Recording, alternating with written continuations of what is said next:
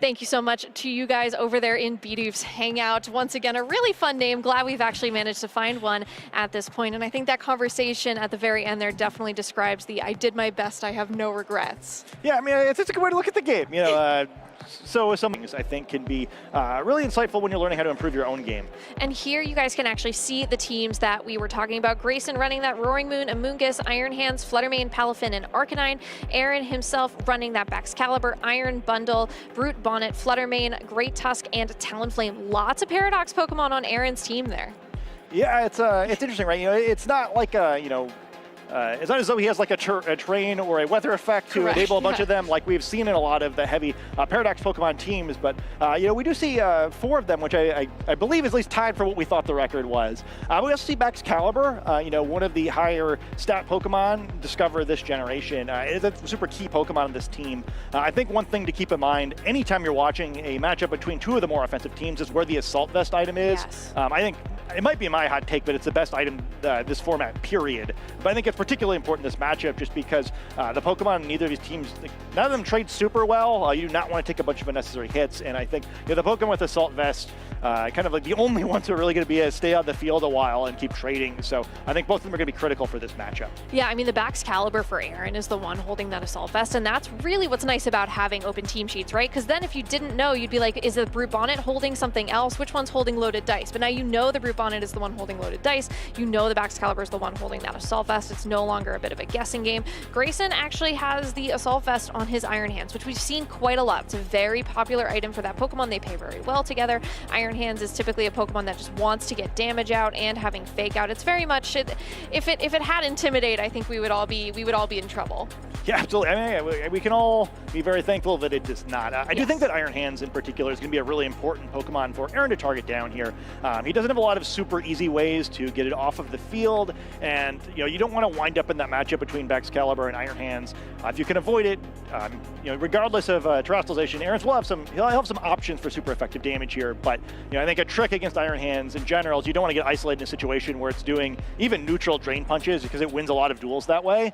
And yeah, I mean, I think it's a thing that could definitely happen to Aaron here just because you know, it is so bulky with that Assault Vest. Turn 1 for these trainers. Talonflame Baxcalibur from Aaron Zheng, whereas Grayson DeWolfe bringing out the Iron Hands and Amoonguss. And this was the lead that you and I talked about a little bit in private with that Talonflame Baxcalibur. Feels like such a strong lead. Yeah, I think, you know, as much as I'm going to hold my breath if I see this Talonflame using Will-O-Wisp, I do think, in general, there aren't a whole lot of options on the other side to shut down that Talonflame. And then I think it's one of the things that makes this team so wonderful is that, you know, you get that Baxcalibur out there early and often. It is surprisingly difficult to take off of the field, and there just aren't many Pokemon in the game who trade well with it. It is fantastic. Yeah, that Baxcalibur is actually Terra Ground as well. It really depends on what you want to commit your Terra to. If you commit it to the Talonflame, you don't take the Fake Out. You do have safety goggles, so you're not worried about anything from this Amoonguss. That could be problematic. But then if you don't do that and you take a Wild Charge, then maybe you're in more danger on that Baxcalibur. Baxcalibur, though, is going to switch out this turn in turn 1, bringing out the Brute Bonnet. Brute Bonnet probably going to handle something like a Wild Charge a little bit better. Amoonguss actually switching out here as well for Grayson. Will instead be bringing in another option in that Arcanine. It does go for an Intimidate at least, but you're not too happy now because the big Baxcalibur is off of the field. Yeah, it's a big Intimidate too, you know, because of the order of those things. The poor Brute Bonnet does come in and immediately get intimidated before it even gets to select a move. Yeah, terrestrialization here from Grayson's side. That Iron Hands is Terra Grass, is not going to be able to be put to sleep possibly by Aaron Zheng's Brute Bonnet, but at this point it does mean it could take a pretty super effective Brave Bird from that Talonflame if it went for it, but Talonflame's Brave Bird instead targeted down into the Arcanine doesn't do a whole lot of damage, and it does break its own Gale Wings here. Drain Punch from the Iron Hands is super effective damage into that Brute Bonnet, does a lot of damage there. Yeah, and I didn't want it being a really good turn by Grayson. Yeah, I was kind of surprised to see the Amoonguss switch again, where I wasn't expecting Aaron to go for the Brave Bird, but he did do so. I think that is one thing you're going to have to watch throughout the course of this best of 3 is that there actually are quite a lot of Pokemon on Aaron's side that are going to threaten that Amoonguss, and you know, redirection is still a big deal in this matchup, but Amoonguss is going to have to work pretty hard to survive redirecting too many attacks.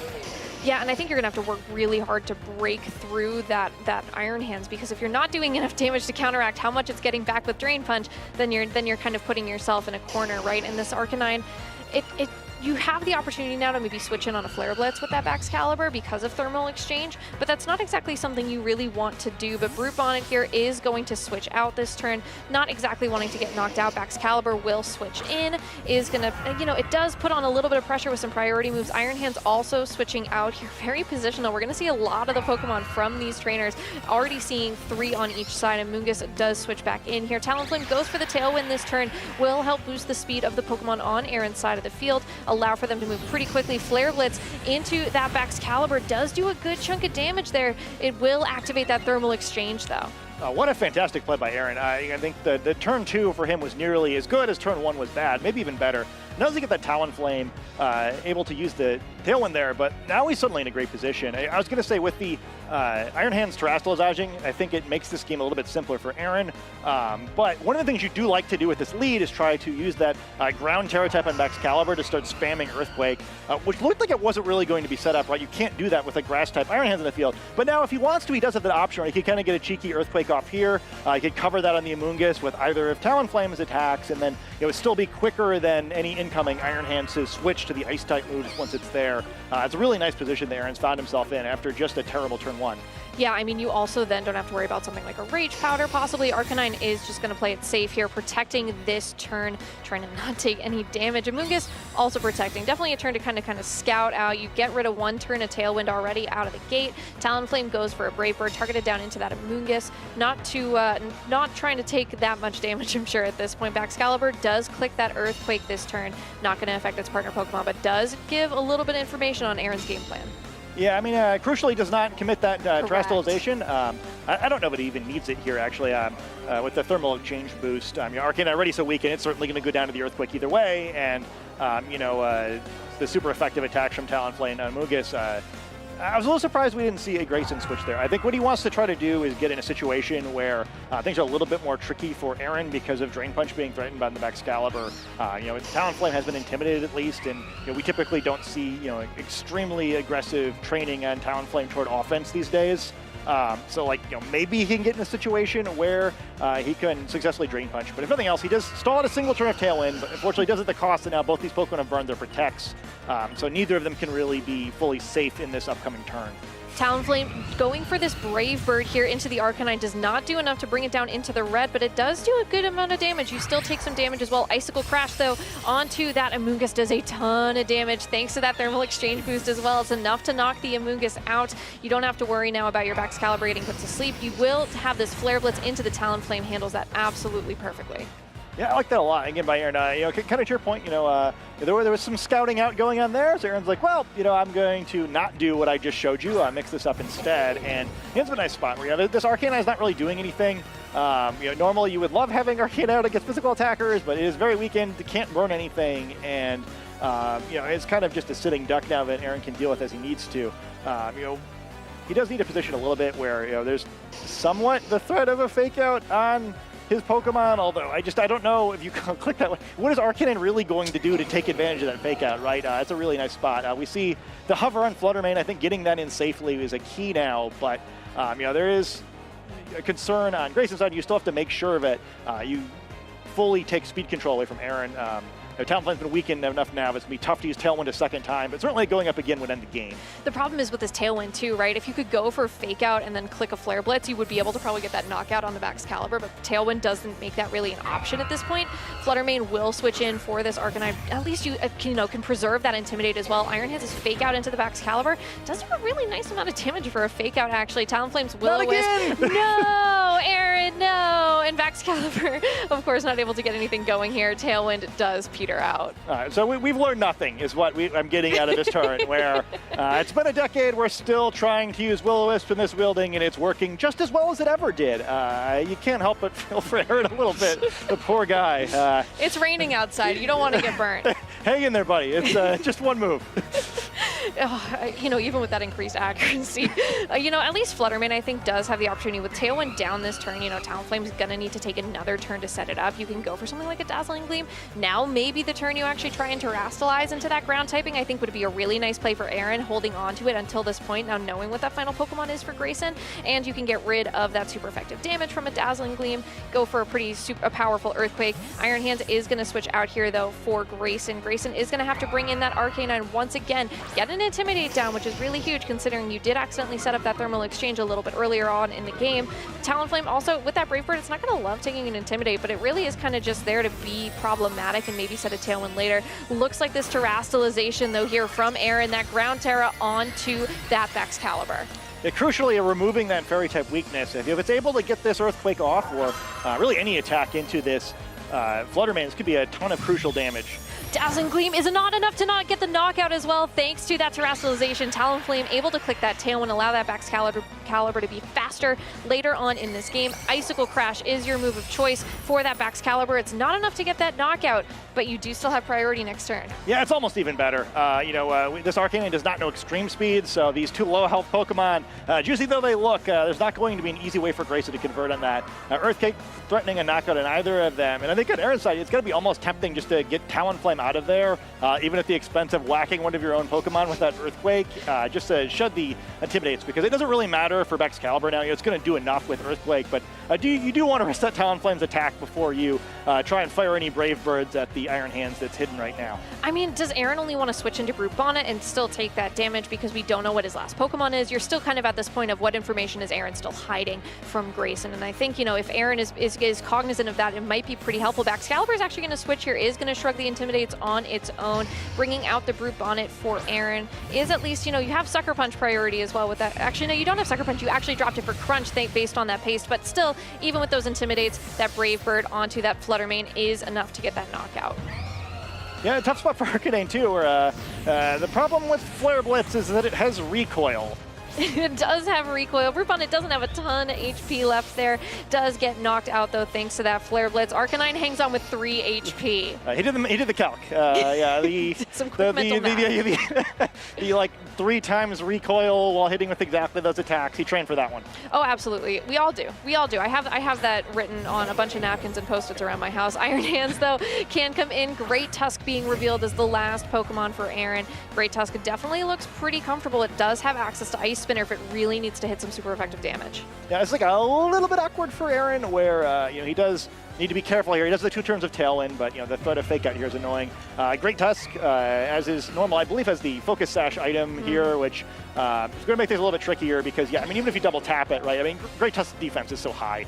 Trying to knock it out with these 2 Pokemon, well, you also have to worry about Talonflame and eventually Baxcalibur chipping away at you. Aaron's played himself in a really good spot. I was actually kind of wondering if he was going to greed this endgame and try not to show his 4th Pokemon, which is, you know, how far ahead he was despite once again missing Will-O-Wisp.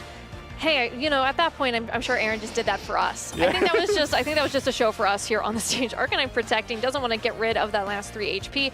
Will-O-Wisp from the Talonflame, he hit it. There we go, Aaron, that is growth. Onto that Iron Hands, who is now going to be burnt this turn, is at least stopping anything. Ice Spinner, though, targeted down into that Arcanine this turn. Not going to get that knockout. Looks like this Iron Hands as well did not go for Fake Out. Went for this Drain Punch into the Great Tusk. Man, that thing takes that so well. Yeah, that is a yikes. I mean, certainly the burn from Talonflame helping out there, but yeah, I mean, he just needs Great Tusk to hold still there and protect for about 14 more turns, and then Iron Hands can turn this one around.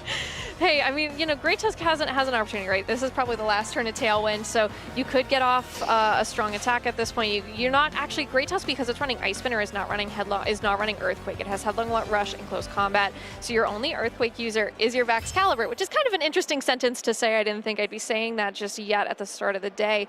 Great Tusk, it's still a problem, right? I think the Terra on the Iron Hands, it felt like the right move, but I feel like it came a little too early.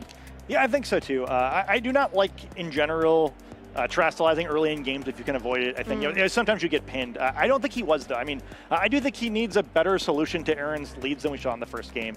I do think it's tough to punish, where like Talonflame and the Ground Terra Baxcalibur in general, I think just are a very good combination of two Pokemon in this metagame, and I didn't see a whole lot on Grayson's side. I love leading into that, but I think he needs a mix-up where you got to do something a little bit different there, because I think if we see those same 8 Pokemon again, the result's not going to change very much. I mean, Palafin could be an interesting call here. I think having the opportunity to Jet Punch would be really, really nice, especially if you can pin that Baxcalibur into going for that ground-type Terastallization. If you want to get more damage off, maybe even Roaring Moon. Roaring Moon actually has Dragon Dance on Grayson's set, and it has that booster energy as well, and it is the booster energy there for its speed. Actually, no, for its attack there, so that attack stat is pretty massive. So you could be able to get some big damage off if you can handle that Brute Bonnet maybe a little bit sooner, then you don't have to worry about that switching in to take an attack and reset some Intimidate. So I think Grayson is going to be the one that needs to make an adjustment. I loved Aaron's lead there. I think that's a really classic lead for Aaron for these 6 Pokemon that he has, and I could see him bringing it again. I don't think he has a ton of reason to change it up unless he's really hard predicting something. Yeah, I think so too. I mean, I think one thing, Brute Bonnet didn't get to do a whole lot in that previous game, but I do think it's a nice check. If we do see the Palafin come out instead from Grayson this time, I think having Brute Bonnet as one of Aaron's 4 makes that matchup a lot simpler. And kind of just in general, right, there are a lot of physical attackers on Grayson's team, so but by the time we got to Aaron's 4th Pokemon, it was sort of irrelevant, but I think there's a different reality where Great Tusk is doing pretty well in that matchup. I will say, from playing a similar version of Aaron's team, I felt like the Palafin matchup was pretty strong, so I think that will be a tough option, but I'd kind of like to see it anyway. Looks like Iron Hands and Arcanine is the lead here for Grayson. Aaron once again bringing that Talonflame Baxcalibur.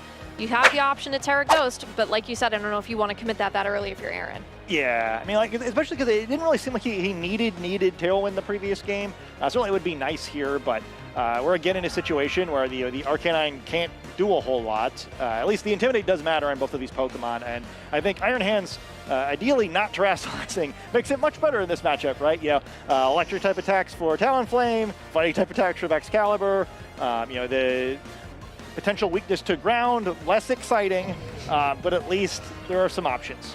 I mean, you have to wonder what Aaron Zheng chooses for this lead, right? Because you still have this threat of the Iron Hands coming out. If it doesn't want to go for a Fake Out, then it could just go for something like a Wild Charge or a Volt Switch. Looks like, though, that Arcanine is going to switch out, bringing in that Amoonguss. Amoonguss probably trying to put on more pressure than it was able to last game.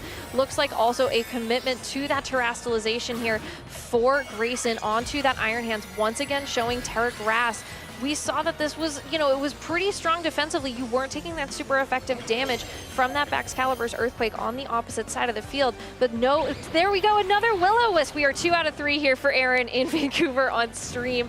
Is going to put that Iron Hands a little bit less dangerous, in front of some of these big Pokemon. Baxcalibur clicks Earthquake this turn, not even going to Terrastallize, but just starting to get some damage down.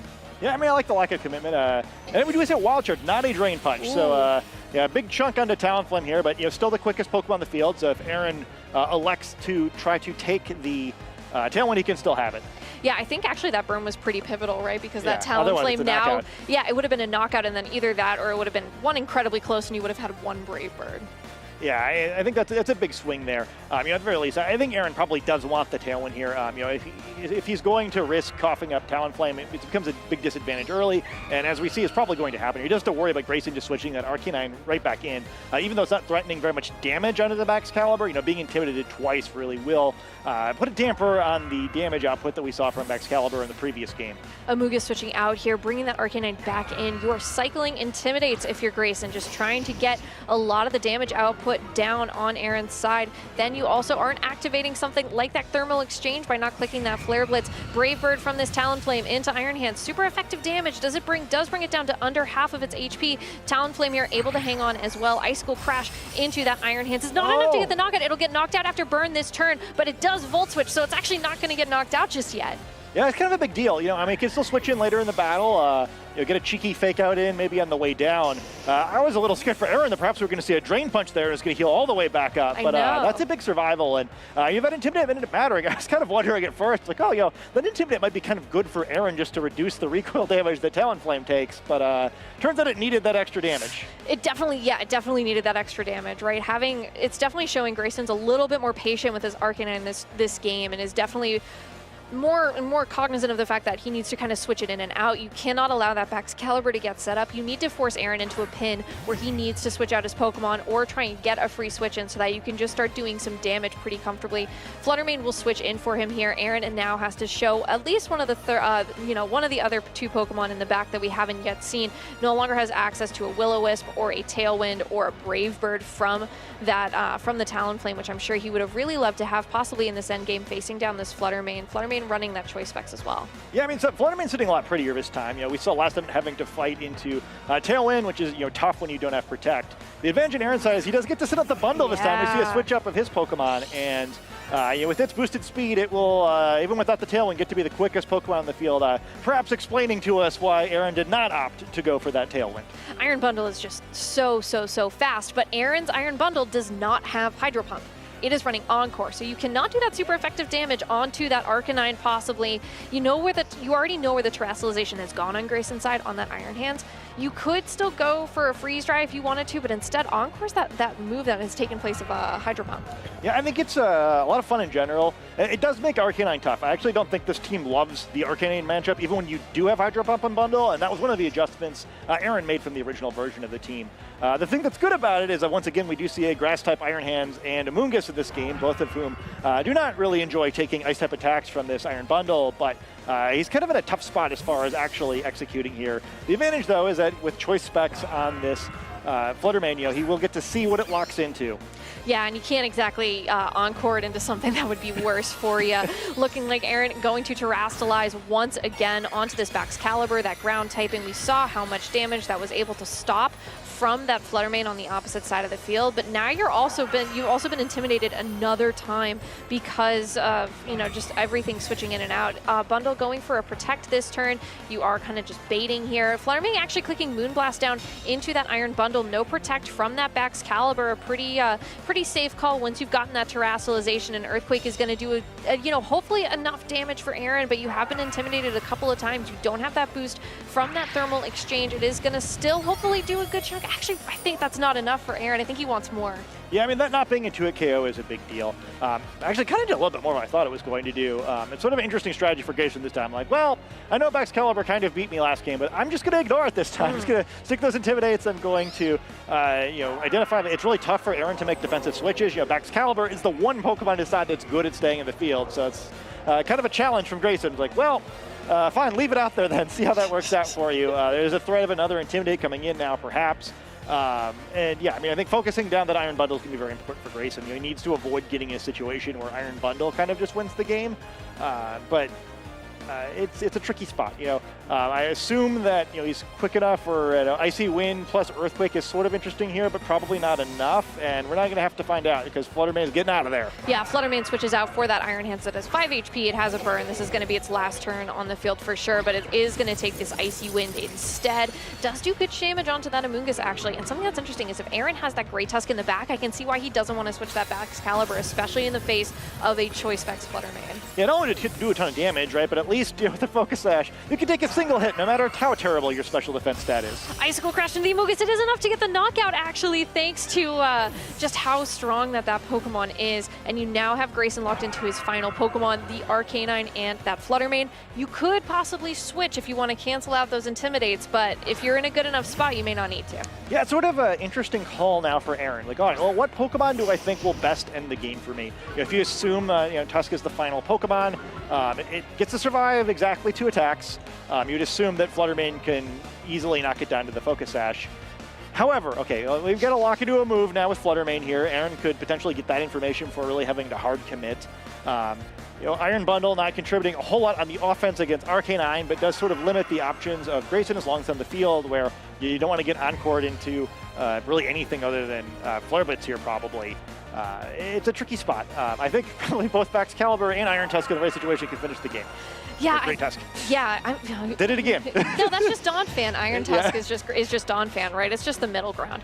I think if you go for Snarl, you may just have to kind of try and get Snarls off. I could see Aaron just protecting that Iron Bundle and not take any damage, see what the lock-in is, but instead it's that Icy Wind this turn, slowing these Pokemon down. It does just continue to do chip damage and just show why Iron Bundle can be such a strong Pokemon to have on a team, especially when you don't even have a need to click Tailwind. Moonblast, though, into that Iron Bundle, it's enough for that knockout thanks to the choice specs just being so strong, meaning that Aaron is only going to have this Baxcalibur and one other Pokemon. Icicle Crash, though, into that Flutter Mane. It leaves it on 2 HP. It's actually not enough to get the knockout, and Snarl just doing a little bit of chip damage there.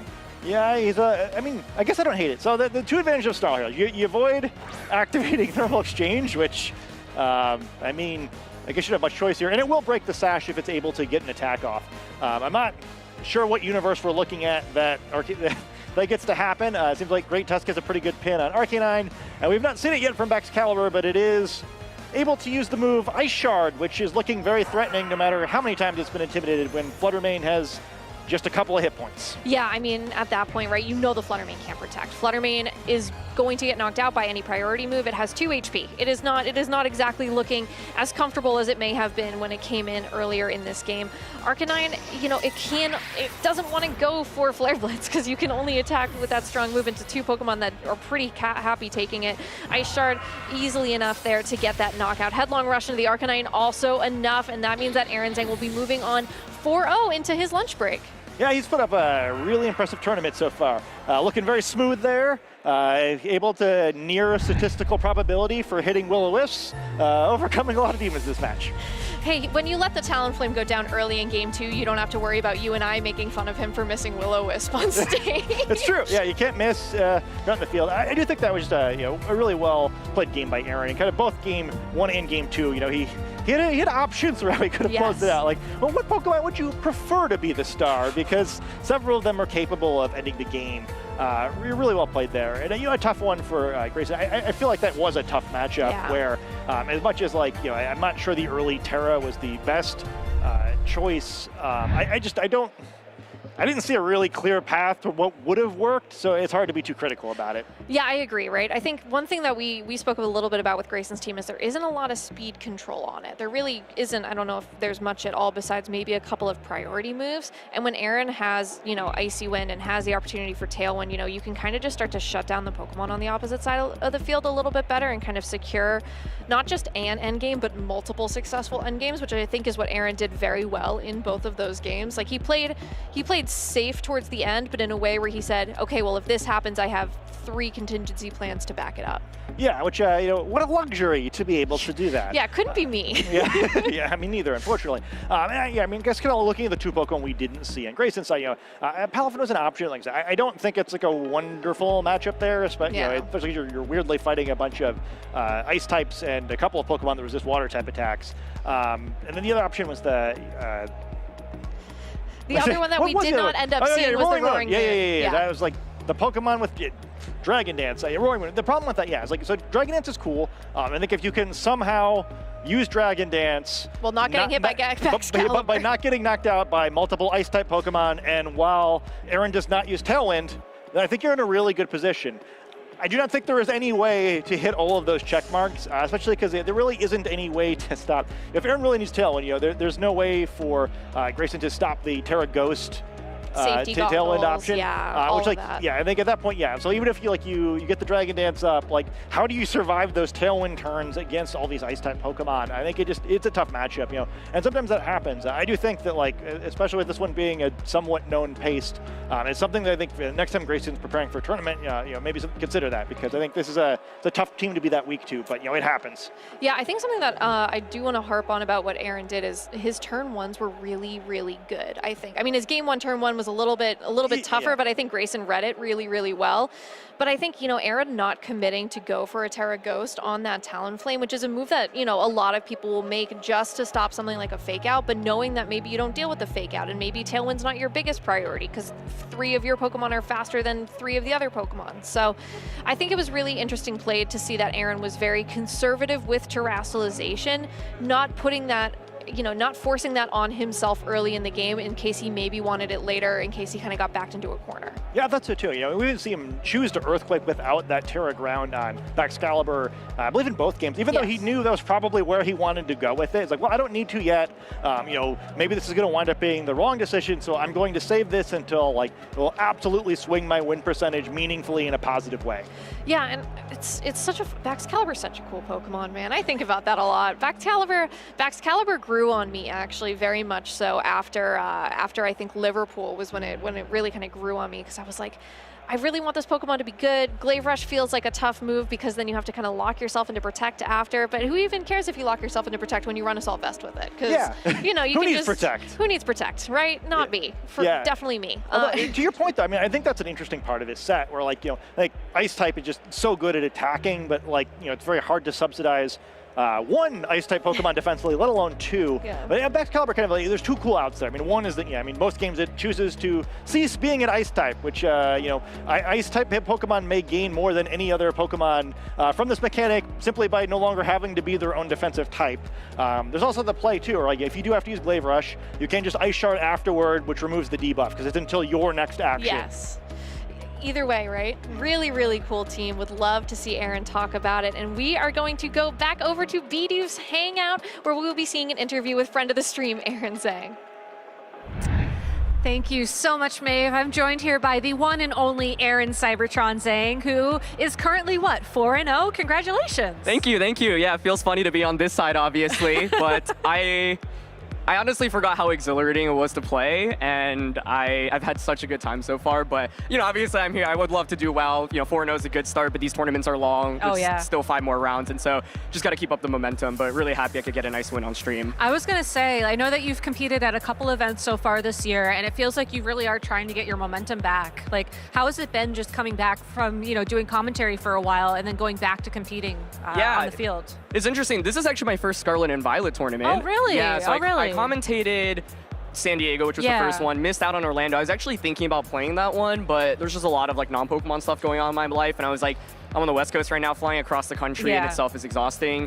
Casted Knoxville as well, but I knew I wanted to play this one. Vancouver is obviously very near and dear to my heart, finishing 3rd at Worlds here a decade ago in this exact same venue as Surreal. And there was a regionals here in 2017 that I also got, I think, 3rd in. And so I was like, I'd be very happy finishing 3rd here, this weekend. But to answer your question, I think it's definitely challenging. I think commentating and playing are such different skill sets. And I was kind of reminded of, man, like, the grind, the practice. And now that I have, I think, less time than I used to when I was playing in like high school or early college, I was like, how do I efficiently make the most of my practice time? And so far it's been, going pretty well. But yeah, it's like, with the amount of limited time I have, I can never feel like that confident going into an event. Yeah. And honestly, I would love to talk sometime about efficient practice, because I think that is one of the hardest skills to master. But for now, though, I do want to talk about your team, because I personally have seen Baxcalibur a lot, but it feels more like a secondary option on the team. It doesn't really feel like the star player.